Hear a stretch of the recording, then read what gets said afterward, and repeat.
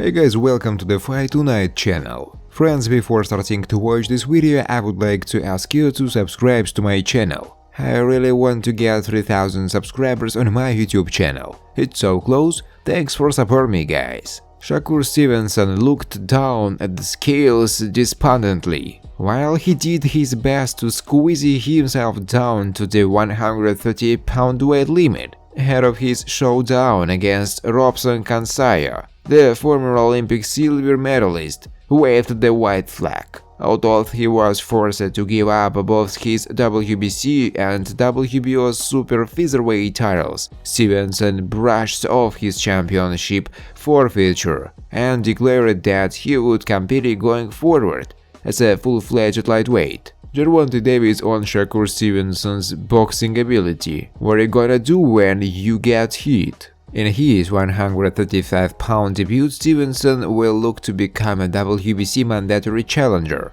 when he takes on Shakur on April 8th. Largely, Stevenson is expected to run through the Japanese native before eventually making a championship run. Ultimately, Stevenson's objective is to become a title holder in his third consecutive division amongst his short-term goals. However, the Newark, New Jersey native is hoping to eventually face off against Gervonta Davis. Although Stevenson has stated on numerous occasions that he will take care of business against the 28-year-old, Davis revealed that, considering Stevenson was unable to close the show before the sound of the final in a majority of his bouts, it hopes that Stevenson will present him with much of a treat should the two tango. He didn't even have power at 126, 30 or none of that, said Davis to Morning Combat.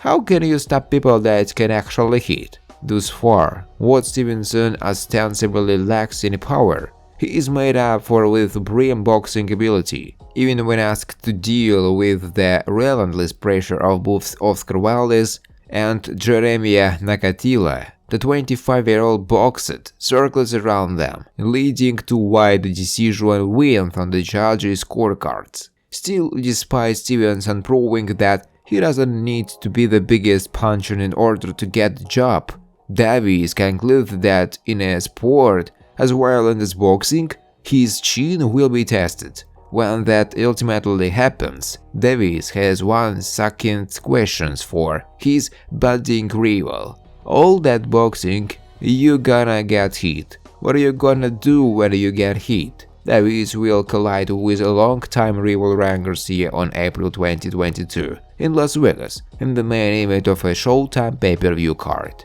After months of back-and-forth Twitter deadlines, potential criminal cases, and rematch clause negotiations, Gervonta Tank Davis vs Ryan Garcia, Gervonta Tank Davis vs Ryan King Garcia has been finalized. Although both fighters primarily fight in the lightweight division, the bout will take place at the 136-pound catchweight. As of now, it's unclear if Davis' version of the WBA lightweight title will be on the line. Regardless of the bout's implications in the lightweight division, it is a relief for boxing fans that the fight has been officially announced and hopefully will take place. However, the question then becomes how big Davis vs Garcia is. Is this a legitimate super fight that can be the start of more significant fights to come? Or is this merely a fight that is bigger due to its relevance in today's boxing world? Davis and Garcia are both under the age of 30, and respectively are two of the names in the sport that get traction outside of boxing circles. The unfortunate reality check for boxing fans is that outside of Canelo Alvarez,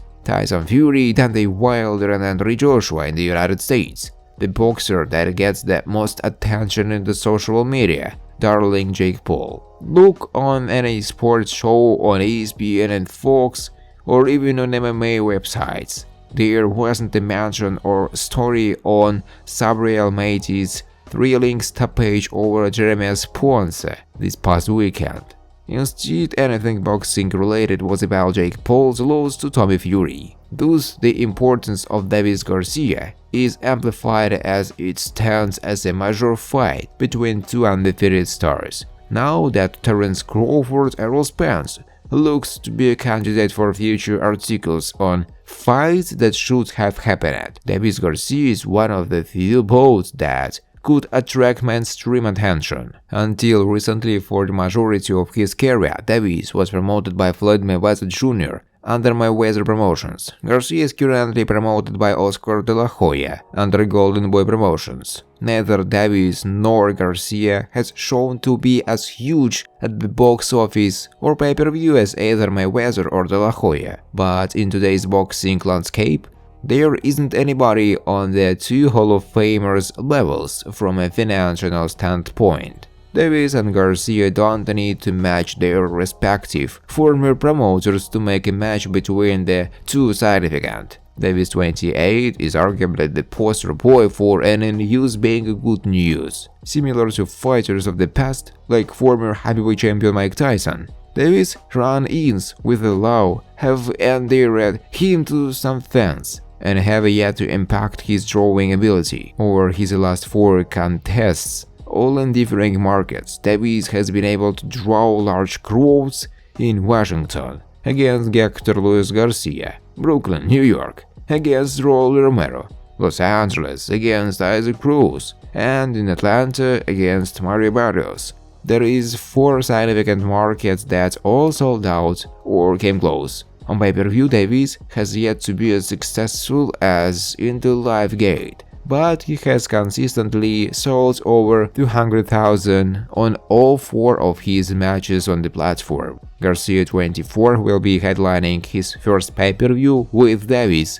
Like his rival, he has been prosperous at the box office, with his previous 2 bouts attracting over 11,000 fans in Los Angeles and 40,000 plus in San Antonio. So wherever Davis Garcia takes place, it should have a fruitful box office return, especially if it takes place on the West Coast. Whether the fight has enough mainstream appeal to generate 1 million pay-per-view buys is debatable. If there is a fight that would do over 1 million pay-per-view buys, it's Ryan Garcia and Tango Davis, stated Oscar De La Hoya. The 2 most recent boxing matches that garnered a $1 million buy rate on pay-per-view in the United States were exhibition bouts. Floyd Mayweather Logan Paul sold $1 million in 2021, and the Mike Tyson Roy Jones Jr. contest sold $1.6 million in 2020. Even Canelo Alvarez has failed to hit the 1 million mark on pay-per-view since his rematch with Gennady Golovkin in 2018. As far as why Davis Garcia is a mega fight for boxing in this year, it is not just for the fight itself, but also for the sport's future. It can be a barometer for how much interest the sport can generate with its current crops of stars. With both fighters having a high knockout ratio, the probability of the fight living up to the hype is likely. More importantly, it could lead to more fights between the two in the future, and just like all sports, boxing is in need of rivalries. So while Davis Garcia may not save the sport, it can be the catalyst to put it back in their right direction. Thanks for watching, guys. If you like this video, please subscribe to my YouTube channel.